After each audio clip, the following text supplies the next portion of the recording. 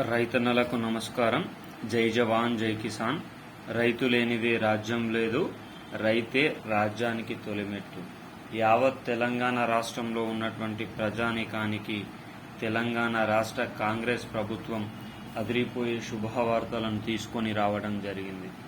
ఎప్పుడా అని వేచి చూస్తున్న ఆసరా పింఛన్ వాహులకు ఇది ఒక శుభవార్తగానే చెప్పుకోవచ్చు. కారణం, పెరిగిన పింఛన్లు ఎప్పుడు ఇస్తారని వేచి చూస్తున్న దాదాపు 50 లక్షల మంది ఆసరా పింఛన్ వాహులకు ఇది శుభవార్తగానే పరిగణించవచ్చు. ఈరోజు ఈ వీడియోలో మనం ముఖ్యమైన సమాచారం గురించి తెలుసుకుందాం. వీడియోని పూర్తిగా చూడండి. రేపటి నుండి 15 వరకు ఈ రెండు ఉంటేనే ఆగస్టు నెల ఆసరా పింఛన్లు 4016, 6016 కొత్త విధానంలో పంపిణీ. సీఎం దీనికి సంబంధించిన పూర్తి సమగ్రమైన సమాచారం గురించి తెలుసుకుందాం. ఎవరైనా మొట్టమొదటిసారిగా మన ఛానల్ని కనుక వీక్షిస్తున్నట్లయితే చూసిన వెంటనే మిత్రులారా లైక్ చేయండి, అదేవిధంగా షేర్ చేయండి, అదేవిధంగా కామెంట్ చేయండి, అదేవిధంగా సబ్స్క్రైబ్ చేయండి. మీరు లైక్ చేయడం వల్ల ఈ వీడియో రాష్ట్రంలో ఉన్నటువంటి 50 లక్షల మంది ఆసరా పింఛన్ వాహులకు చేరుతుంది. అదేవిధంగా బంధుమిత్రులకు షేర్ చేయడం వల్ల దీనికి సంబంధించిన పూర్తి సమగ్రమైన సమాచారం గురించి వారు తెలుసుకునే అవకాశం ఉంది. అదేవిధంగా మీకు ఉన్న సందేహాలను కామెంట్ రూపంలో తెలియపరచండి. తద్వారా ప్రతి ఒక్కరికి ఈ ప్రజా సంక్షేమ పథకాల గురించి సరైన అవగాహన అనేది నేను సమాచారం అనేది ఇవ్వడం జరుగుతుంది. సబ్స్క్రైబ్ చేసుకొని బెల్ ఐకాన్ ఆన్లో పెట్టడం వల్ల తెలంగాణ రాష్ట్ర ప్రభుత్వం నుంచి కానీ, ఆంధ్రప్రదేశ్ రాష్ట్ర ప్రభుత్వం నుంచి కానీ, కేంద్ర ప్రభుత్వం నుంచి కానీ ప్రభుత్వాలు ప్రవేశపెట్టే వినూత్నమైన ప్రజా సంక్షేమ పథకాలు ఎప్పటికప్పుడు సమయానుసారంగా, నిర్దిష్టానుసారంగా, లోపభూయిష్టమైన సమాచారంతో మీ ముందుకు తీసుకొని రావడం జరుగుతుంది. ఇక ఆలస్యం చేయకుండా ఈరోజు వీడియోలోని వివరాల్లోకైతే వెళ్ళిపోదాం. తెలంగాణ రాష్ట్రంలో రైతు రుణమాఫీకి సంబంధించిన పంపిణీ కార్యక్రమం గురించి చాలామంది అడుగుతున్నారు. ఇదివరకే ఆగస్టు 6 వరకే మొదటి దఫాది, రెండో దఫాది కంప్లీట్ కావడం జరిగింది. 1,50,000 రూపాయల వరకు పూర్తి కావడం జరిగింది. 2 లక్షల వరకు ఉన్న రైతు సోదరిమణులకు ఈ ఆగస్టు 14వ తారీఖున పూర్తిగా 2 లక్షల వరకు రుణమాఫీ అవుతుందని డిప్యూటీ సీఎం గారు బట్టి విక్రమార్క గారు నిన్న ప్రెస్ మీట్లోనే చెప్పడం జరిగింది. ఇది ప్రపంచంలోనే అత్యధిక మోతాదులలో రైతుల ఖాతాలోకి నగదు బదిలీ పథకం అని చెప్పుకోవచ్చు. తద్వారా తెలంగాణ రాష్ట్రంలో ఉన్నటువంటి ప్రజానికానికి, రైతు సోదరిమణులకు తెలంగాణ రాష్ట్ర కాంగ్రెస్ ప్రభుత్వం వెన్నంటే ఉండి రైతు రుణమాఫీ 2 లక్షల రూపాయలను ఎన్నికల మేనిఫెస్టోలో ఇచ్చిన విధంగా 2 లక్షల రూపాయలను మాఫీ చేయడం అయితే జరిగింది. అదేవిధంగా రైతు భరోసాకు సంబంధించి ఈ ఆగస్టు నెలలోనే పంపిణీ కార్యక్రమం ప్రారంభం కాబోతున్నట్లు సమాచారం అయితే వచ్చేసింది. ఈ రైతు బంధు ప్లేస్ లో వచ్చిందే రైతు భరోసా.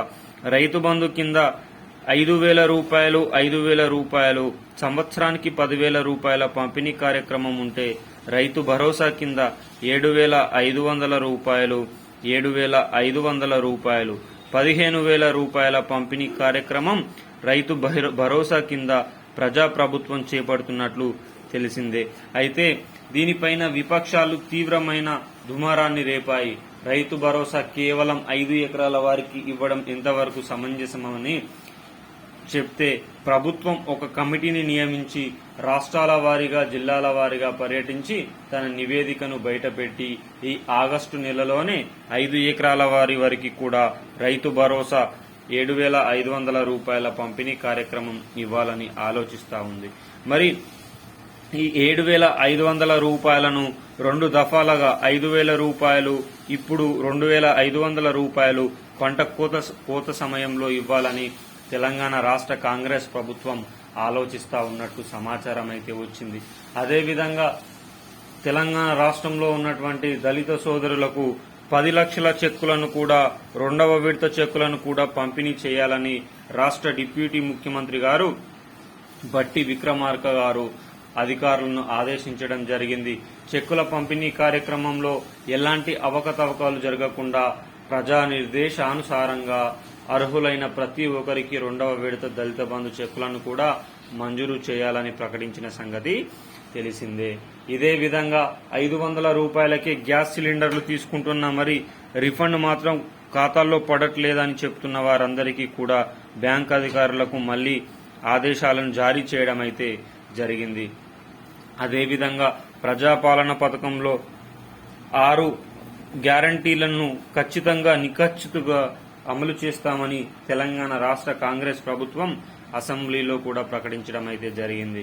మరి ఇలాంటి తరుణంలో ఇన్ని సమంజసమైన పనులు జరుగుతున్న రీతిలో తెలంగాణ రాష్ట్ర యావత్ ప్రజానీకంలో మదిలో వెదుగుతున్న ఒకే ఒక సందేహం, ఆసరా పింఛన్ల పెంపు ఎప్పుడు జరుగుతుంది, ఎలా జరుగుతుంది, అసలు జరుగుతుందా జరగదా అనే ఆసరా పింఛన్ వాహులు తీవ్ర సందిగ్ధతకు గురవుతున్న వేళ తెలంగాణ రాష్ట్ర డిప్యూటీ సీఎం ముఖ్యమంత్రి వర్యులు క్లియర్ కట్ గా పేర్కొనడం జరిగింది.